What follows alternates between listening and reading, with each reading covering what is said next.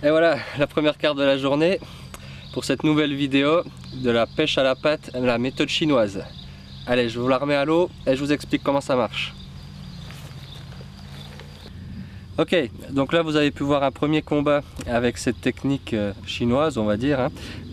C'est pratiqué dans tous les pays asiatiques. En fait, ils pratiquent dans des styles de carpodrome un peu comme les nôtres, mais c'est encore plus aménagé. Les poissons en général sont de plus petite taille. Enfin bon, il y a aussi de la recherche de spécimens. Bon là, nous ici, bien sûr, on va s'intéresser donc à des carpes typiques de carpodrome, donc à 3, 4, 5 kg en moyenne. Donc là, j'ai sélectionné des cannes qui vont permettre de s'attaquer à ces poissons-là. Donc c'est des cannes télescopiques qui vont faire 6,30 m une fois complètement dépliées. Et donc en fait on voit la principale caractéristique de ces cannes là, ça va être leur hyper souplesse, particulièrement en pointe. Donc on a un sillon en carbone plein, donc qui est vraiment très souple. Donc ce sillon il est terminé par une attache en dacron pour accrocher la ligne. Et ensuite donc on a le reste de la canne avec un talon, souvent qui est très travaillé.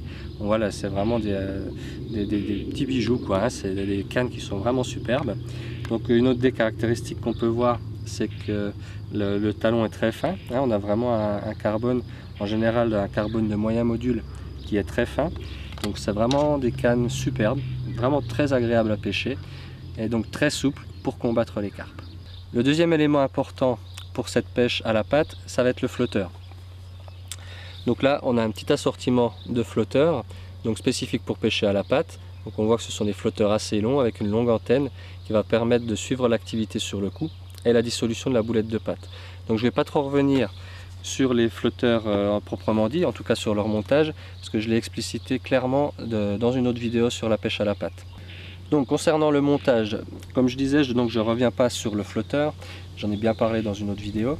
Par contre, donc, les Asiatiques utilisent beaucoup un montage à deux bas de ligne, donc terminé par deux hameçons, les bas de ligne étant de longueur légèrement différente pour présenter deux appâts, donc soit deux boulettes de patte identiques, pour éventuellement faire deux poissons quand on pêche des petits poissons, ou alors une boulette de patte sur le bas de ligne le plus court qui va servir à l'équilibrage du flotteur, et un deuxième appât, ça peut être tout et n'importe quoi, sur le deuxième hameçon pour essayer de voir si un des deux appâts prend plus que l'autre. Donc ça c'est une technique que j'ai pas retenue moi pour pêcher sur nos poissons, sur nos gros poissons, parce que le problème du deuxième hameçon c'est qu'il va aller se piquer un petit peu n'importe où dans la carpe, et s'il se met dans une nageoire, alors ça devient quasiment impossible, enfin en tout cas très long de sortir la carpe. Donc j'ai conservé l'utilisation d'un seul bas de ligne. Deuxième point, ils utilisent une sorte de plomb plat qu'ils enroulent autour de la ligne pour l'équilibrage du flotteur. Donc c'est relativement pratique on va dire, mais il faut quand même taper dedans plusieurs fois au ciseau pour faire l'équilibrage. Moi je trouve que ça reste plus pratique d'utiliser une plombée cendrée comme on fait habituellement en Occident. Donc hormis donc ces deux points là, tout le reste je vais la pratiquer on va dire à la chinoise. Voilà, donc là j'ai ma ligne terminée par un bas de ligne en 25 centièmes. C'est des cannes qui résistent assez fort. Mais vu qu'on n'a pas d'élastique, on tire un peu plus. Donc voilà, là je suis en bas de ligne 25 centièmes, hameçon numéro 10. Et puis donc mon flotteur spécial patte fixé seulement par la base. Donc là je vais mettre une boulette sur l'hameçon.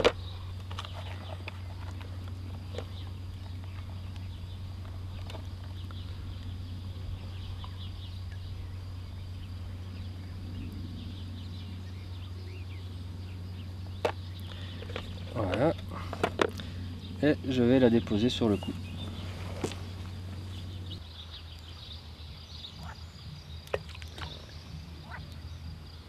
Et là, à la manière dont on le ferait à l'anglaise, je vais tirer sur le fil légèrement, remettre la canne en place pour noyer la bannière.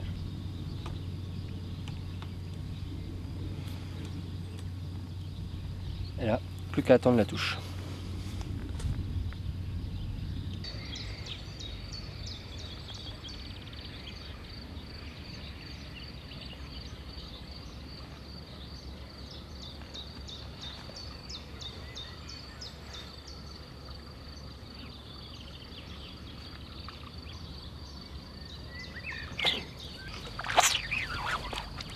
Oh la vache!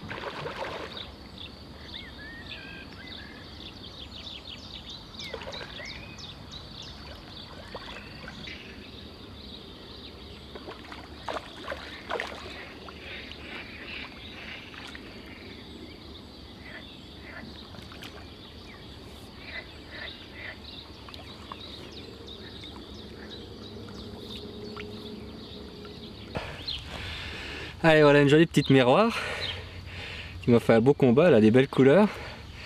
Elle est plutôt en bon état pour la saison, un joli poisson, ça c'est cool. Moi, je suis un peu essoufflé là, ça fait vraiment des combats dingues là, faut tirer sur la canne, c'est un truc de fou. Donc justement au niveau du combat et surtout au niveau du ferrage, donc ça peut paraître un peu violent le ferrage que je fais, mais en fait on est obligé de mettre la pression d'entrée de jeu sur le poisson parce que sinon, elle prend le large. Il ne faut pas du tout que la carte puisse prendre de vitesse. Allez, celle-là on le dit au revoir, on profite encore de ces jolies couleurs. Allez, superbe. Allez, à la suivante.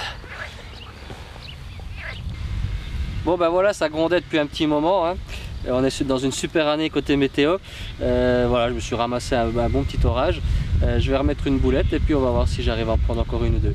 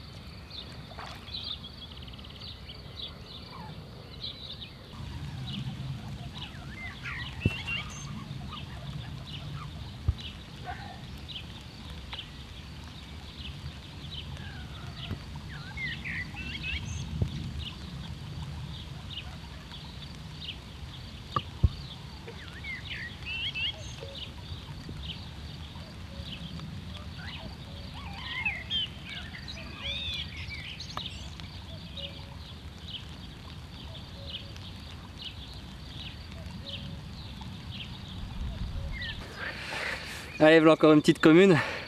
Bon là les poissons sont pas en super état, c'est la sortie de la fraye. Mais bon, ils sont déjà dans une grande forme là pour la saison. Ils font des combats de fou là.